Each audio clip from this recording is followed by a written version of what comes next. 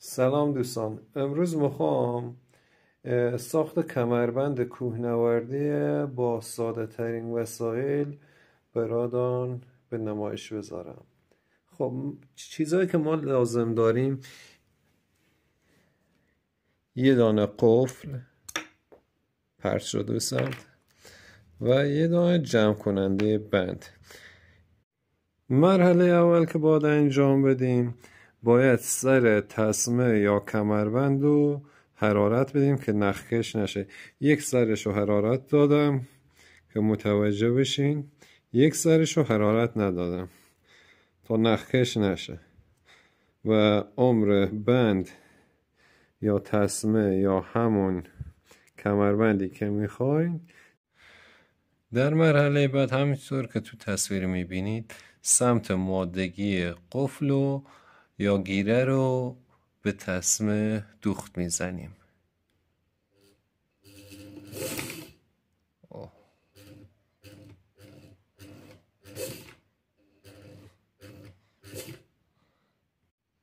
همینطور که تو تصویر میبینید دوستان، دوخت انجام دادم و سخت‌ترین قسمت کار همین بود. تمام شد.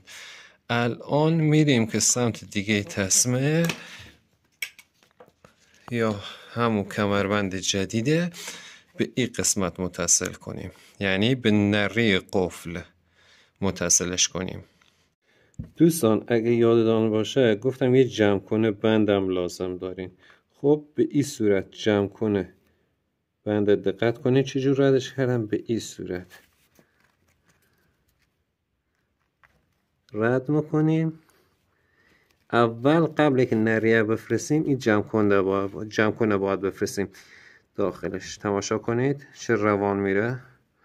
خب برای اتصال نره کمربند میایم اول از بالا ردش میکنیم و از شیار بعدی دوباره رد میکنیم. خب همینجور ادامه میدیم. دوستان کمربندی که ساختیم و روی شلوار میبینید که به چه صورته.